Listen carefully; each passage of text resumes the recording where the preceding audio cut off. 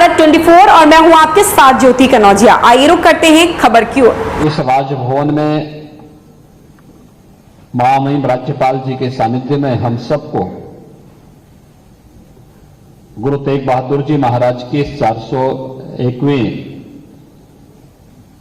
इस महान प्रकाश पर्व के आयोजन में भागीदार होने का सौभाग्य प्राप्त हो रहा है। मैं इसके लिए आप सबको बधाई देता हूं, पूरे प्रदेशवासियों को बधाई देता हूं और महामहिम राज्यपाल जी को हृदय से आभार व्यक्त करते हुए पंजाबी अकादमी को इसके लिए हृदय से धन्यवाद देता हूं कि उन्होंने एक कार्यक्रम राजभवन के इस प्रांगण में किया है। भाइयों बहनों, हम सब जानते हैं कि विगत वर्ष आदरणीय प्रधानमंत्री जी ने बाल दिवस की घोषणा की और ये बाल दिवस भारत के इतिहास के उन स्वर्णिम क्षणों की ओर हम सबका ध्यान आकर्षित करता है जिसने काल की क्रूरता को भी धर्म और देश की सेवा करने से कहीं भी अपने मार्ग से विचलित होते हुए नहीं देखा। हम सब जानते हैं गुरु गोविंद सिंह जी महाराज के चार साहबजादे देश और धर्म के लिए अपने आप को बलिदान कर दिए, लेकिन उन्हें जो सम्मान मिलना चाहिए था, जिसका वो हकदार थे, यह पहली बार हुआ जब प्रधानमंत्री मोदी जी ने बाल दिवस की घोषणा करके भारत की वर्तमान पीढ़ी को देश और धर्म के लिए किस भाव के साथ हमें कार्य करना है इसकी एक नई प्रेरणा प्रदान की।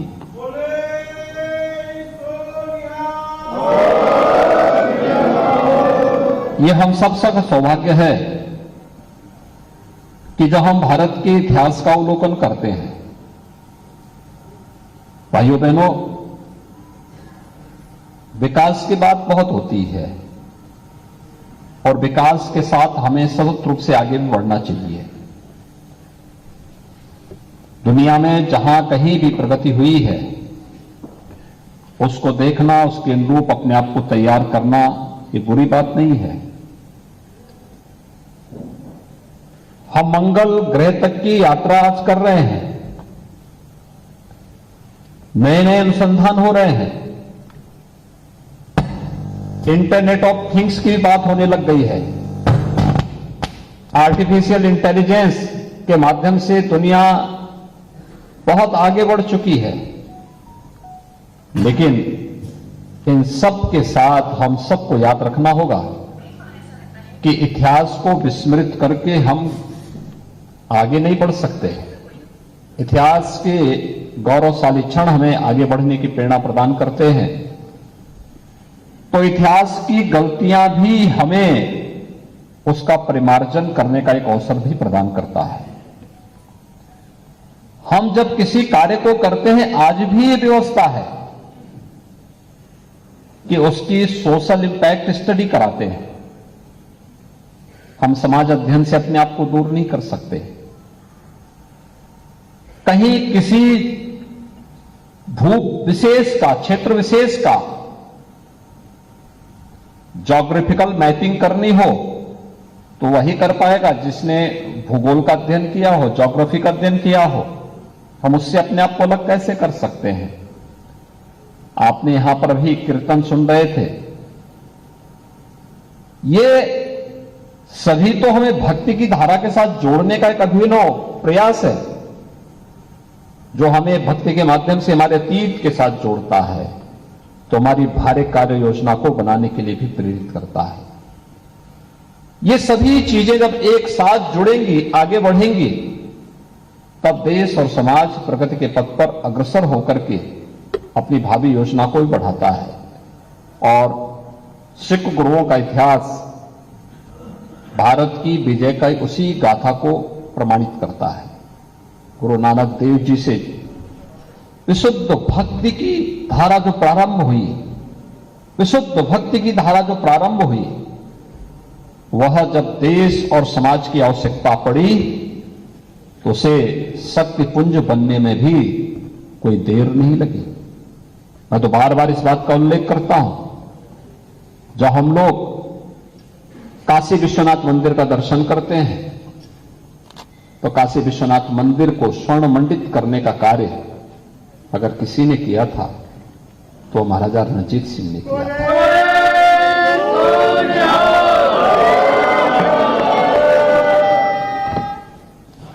एक वह धारा थी जो विखंडन करने की थी, जिसने काशी विश्वनाथ मंदिर को तोड़ा था, और एक वह धारा थी जिसने काशी विश्वनाथ मंदिर को स्वर्ण मंडित करके भारत के इतिहास को स्वर्णाक्षरों में लिखने के लिए आने वाली पीढ़ी के सामने बहुत कुछ कहा है।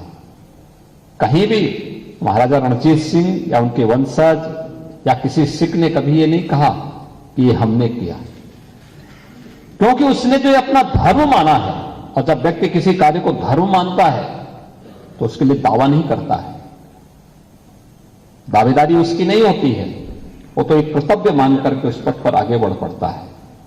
ऐसे ही जब हम कश्मीर की बात करते हैं, गुरु तेग बहादुर जी का बलिदान किसके लिए था? कश्मीरी पंडितों के लिए था, देश के लिए था, धर्म के लिए था। और उन्होंने कहा उस समय भी, औरंगजेब को चेतावनी दी थी, और चेतावनी इस बात की दी थी कि भाई अगर गुरु तेग बहादुर को, हमारे गुरु को तुम इस्लाम स्वीकार करा दोगे तो हम भी स्वीकार कर लेंगे। शर्त एक ही, कहने के लिए गुरु तेग बहादुर एक व्यक्ति है, आध्यात्मिक पुंज हैं, एक गुरु के रूप में हम सबके लिए आराध्य हैं, लेकिन उन्होंने अपने देश और अपने धर्म की उन मर्यादाओं का कभी उल्लंघन नहीं किया, और देश और धर्म के लिए, कश्मीरी पंडितों को बचाने के लिए अपने आप को बलिदान कर दिया।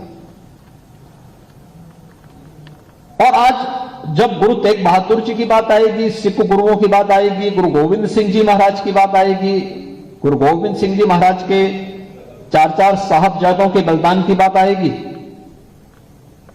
तो इस सभी कार्यक्रमों के साथ जुड़ना हम सब के लिए इतिहास के उन गौरवशाली क्षणों के साथ साथ इतिहास की उन गलतियों के परिमार्जन का भी एक अवसर प्रदान करता है, जो एक साथ मिलकर के जब हम आगे बढ़ेंगे तो एक साथ मिलकर के आगे बढ़ने की परंपरा देश को विकास के पथ पर अग्रसर करके फिर एक स्वर्णिम पथ पर अग्रसर करेगी।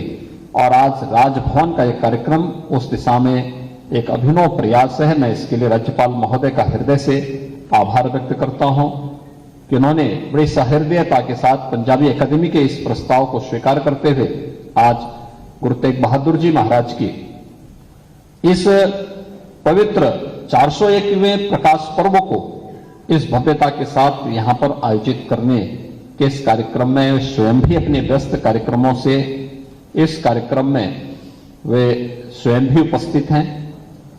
ये मेरा सौभाग्य है कि हम लोगों को गुरु नानक देव जी के 550वें प्रकाश पर्व के आयोजन के साथ मुख्यमंत्री आवास पर एकजुट होने का अवसर प्राप्त हुआ था, और उसके बाद हम लोगों ने साहबजादा दिवस पहली बार मुख्यमंत्री आवास पर आयोजित हुए थे, और हम आभारी हैं आदरणीय प्रधानमंत्री जी के, जिन्होंने इस दिवस को बाल दिवस के रूप में पूरे देश के अंदर एक मान्यता दी।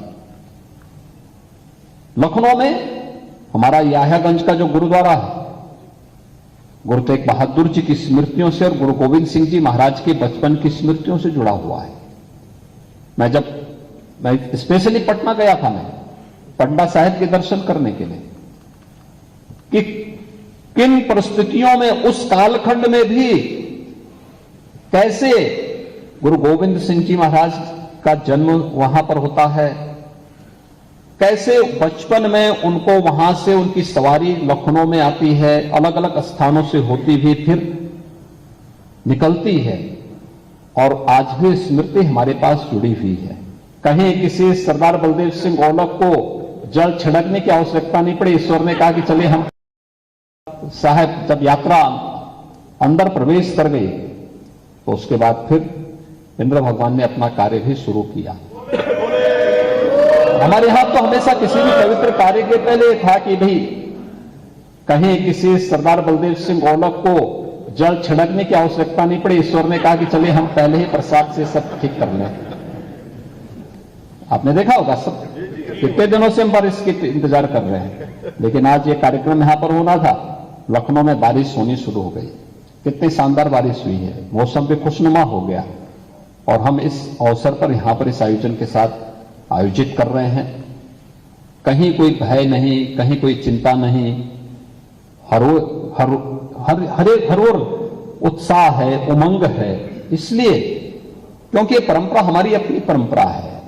इस परंपरा के साथ हमारी संवेदनाएं जुड़ी हुई हैं, हमारी भावनाएं जुड़ी हुई हैं। लेकिन क्या इस प्रकार के आयोजन हम ननकाना साहिब में कर पाएंगे? क्या काबुल में कर पाएंगे? क्या किसी ऐसे स्थल पर जो देश भारत से अलग हो गया, क्या उन क्षेत्रों में संभव हो पाएगा?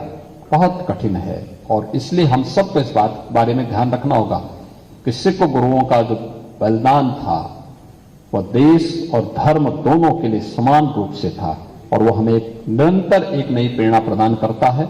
आज के इस अवसर पर मैं एक बार फिर से आप सबको गुरु तेग बहादुर जी महाराज की 401वीं इस पावन प्रकाश पर्व की हृदय से बधाई देते हुए आप सभी का यहां पर आए हुए हमारे अकाल तख्त के जो जत्थेदार हैं, सरदार हरप्रीत सिंह जी का, सिरसा जी का हृदय से मैं उनका अभिनंदन भी करता हूं।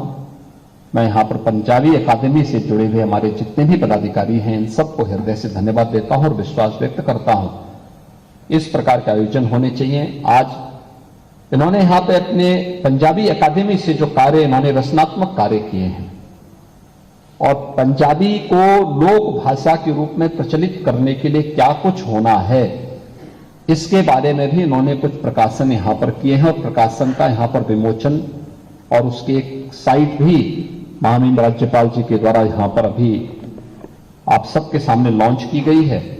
हमें इसका अधिक से अधिक प्रचार करना चाहिए और जो सकारात्मकता है समाज में, जो भी सकारात्मकता है, उस सकारात्मकता को तेजी के साथ आगे बढ़ाने की कोशिश हम सबको करनी चाहिए।